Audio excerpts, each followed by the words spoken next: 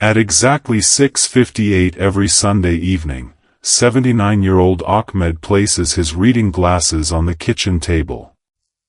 He straightens the tablecloth, even though no one is coming over.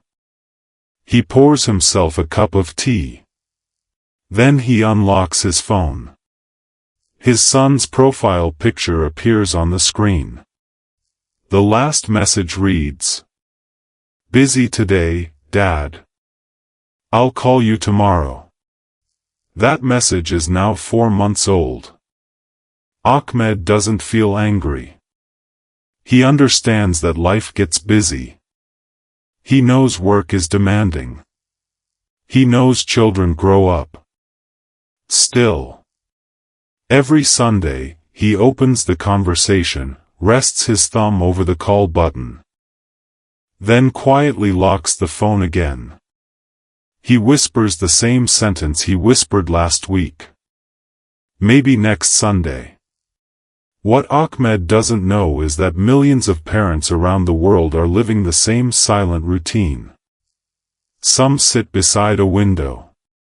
Some slowly walk through empty rooms. Some hold a phone they never dial. The silence isn't created by a lack of love. It's created by something much harder to see.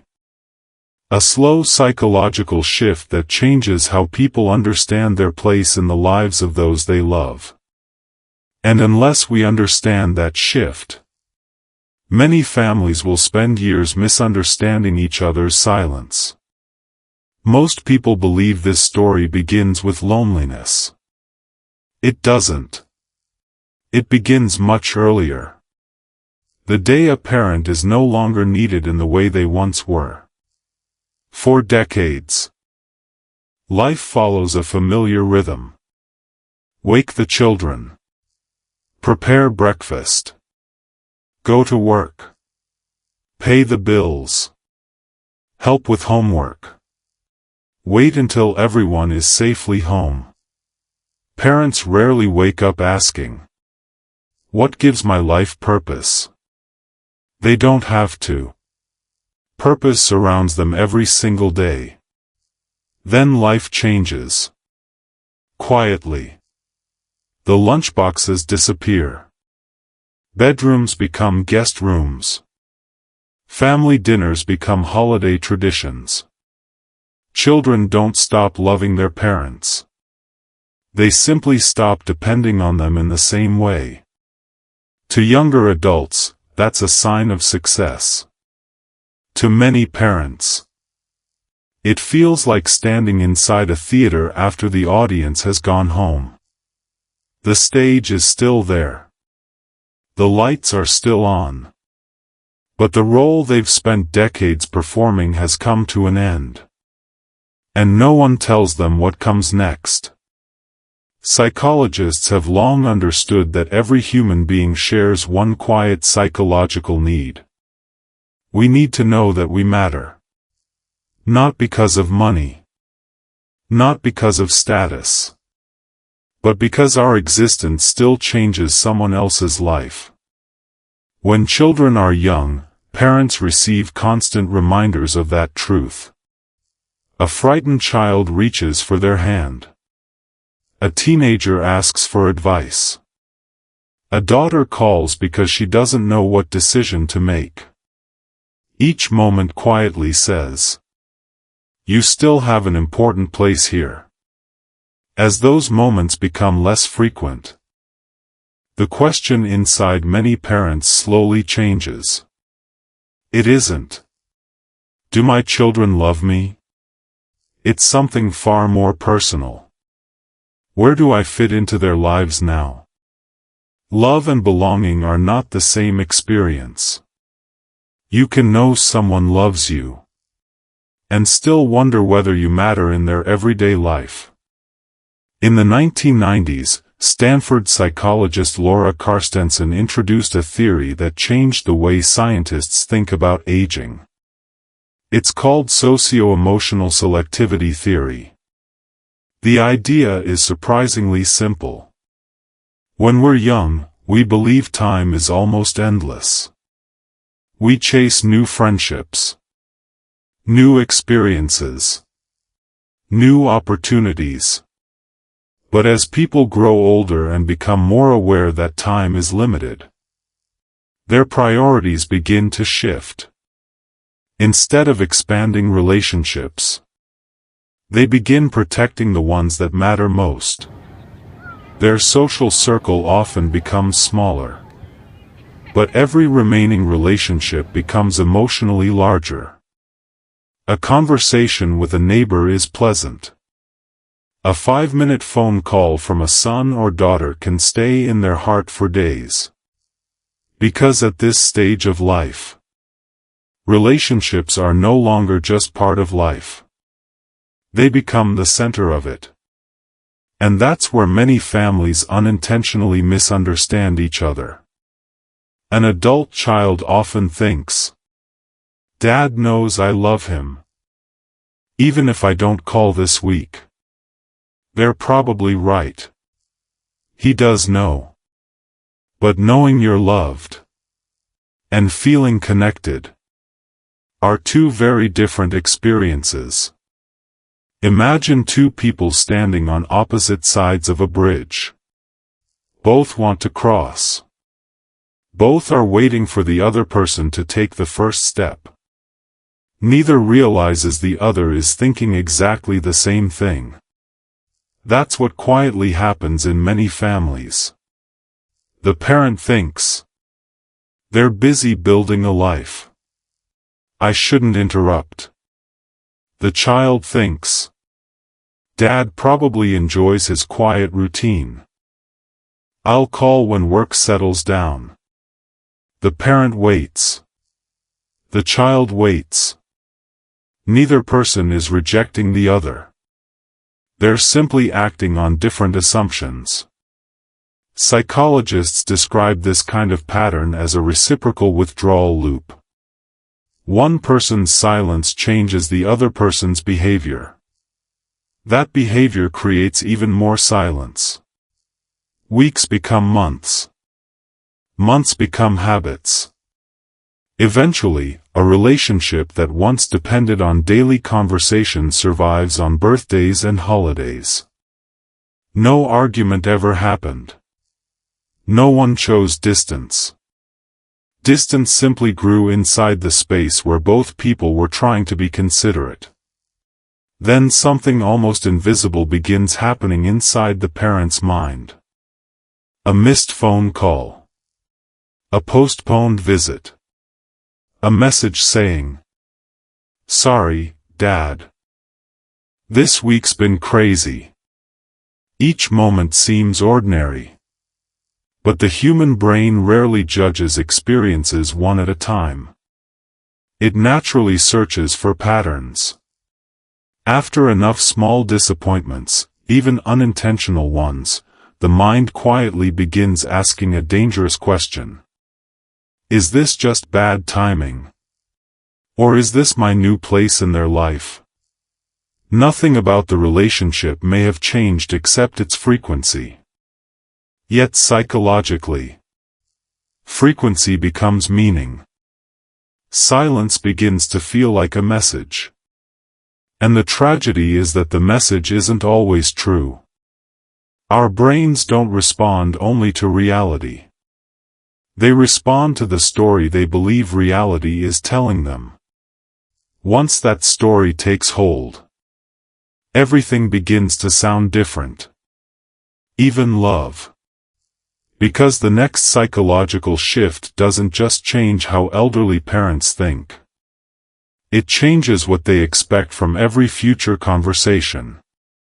And that single change explains why so many loving parents slowly stop reaching for the phone. That expectation has a name. Psychologists call it rejection sensitivity. Researchers Geraldine Downey and Scott Feldman found that when people repeatedly fear rejection, they begin expecting it, even when no rejection is intended. Imagine walking through a city after someone warns you that pickpockets are everywhere. Suddenly, every stranger seems suspicious. Every accidental bump feels intentional. The city hasn't changed. Your expectations have. Loneliness affects the mind in much the same way. It doesn't simply make people feel alone. It quietly changes what the brain notices. A delayed reply suddenly feels significant. A rushed conversation sounds unusually distant. A promised visit that never happens becomes something to replay again and again. Did I interrupt them? Were they trying to end the conversation? Should I have called at all? To someone with a busy social life, those thoughts disappear within minutes. To someone whose entire week revolves around one conversation with their child, those questions can echo for days. The brain isn't trying to create pain. It's trying to protect itself from future disappointment.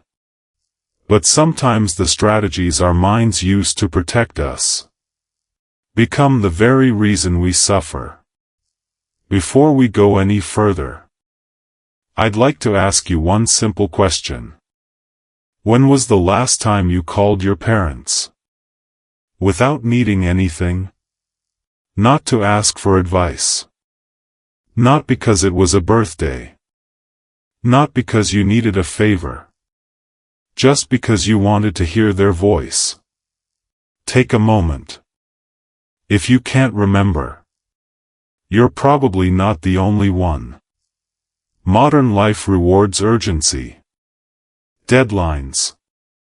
Meetings. Notifications. The people who ask for the least often become the easiest to postpone. And that's how emotional distance quietly grows. Not through cruelty. Through delay. Another psychological idea helps explain why many parents stop reaching for the phone. Psychologist Thomas Joyner, through his interpersonal theory, introduced the concept of perceived burdensomeness. It describes something painfully human. The belief that your presence has become an inconvenience to the people you love. Notice the difference. This isn't about actually being a burden. It's about believing you are. That belief often begins with good intentions. They're working hard. The grandchildren need attention. I'll wait until they have more time. I don't want to interrupt dinner. Waiting becomes a habit. The habit becomes silence. Eventually, silence begins to feel normal. Many parents quietly carry a thought they rarely say aloud. I don't want my children to answer the phone because they feel guilty. Think about what that means.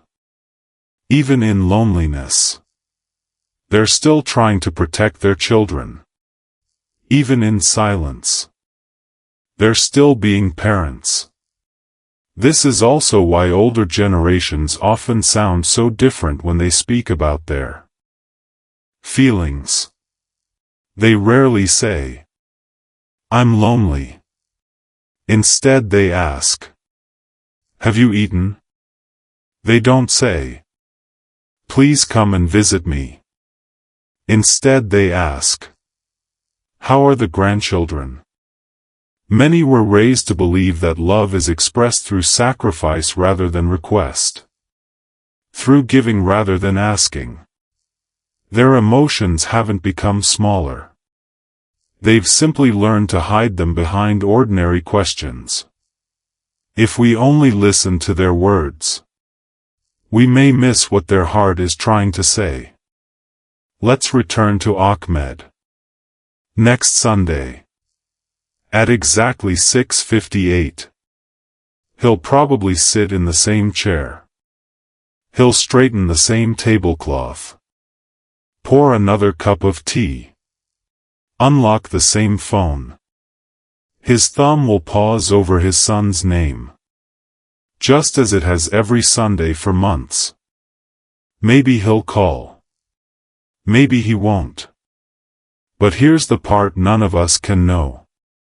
Perhaps, before he makes up his mind, his phone will ring first. Perhaps his son will simply say, "Hi, Dad. I had a few minutes. And I wanted to hear your voice." The conversation might last only 3 minutes. They might talk about the weather, about football, about nothing important at all. Yet psychology reminds us that relationships are rarely strengthened by extraordinary moments. They're strengthened by ordinary moments, repeated often enough to remind us that we still belong. One day, every one of us will have an ordinary conversation that quietly becomes the last. We won't know it at the time. There won't be dramatic music. There won't be a warning. The call will end the way it always does. Take care. Talk to you soon. Love you. Life will simply continue. Until one day, it doesn't. That is why the smallest moments matter so much. A 2-minute phone call. A simple message saying, "I was thinking about you today." A visit with no special occasion. These ordinary acts tell someone something words often cannot. You still matter. You still belong. You are still part of my life. So when this video ends, don't remember it because it made you emotional. Remember it because it gave you a choice. If your parents are still here, don't wait for the perfect moment. Don't wait until work becomes less busy. Don't wait for a holiday. Call them. Tonight. Not to solve a problem. Not to have the perfect conversation. Just to say, "Hi. I wanted to hear your voice." You may never fully understand what those few words mean to them, just as they may never tell you. And if you're watching this as a parent who has slowly stopped reaching for the phone, please remember this. Your value did not end when your children became independent. Your story still matters. Your voice still matters. And somewhere, someone's happiest childhood memories still begin with the sound of you calling their name. Sometimes, the most powerful words we ever hear are also the simplest. "Hi. I just wanted to hear your voice."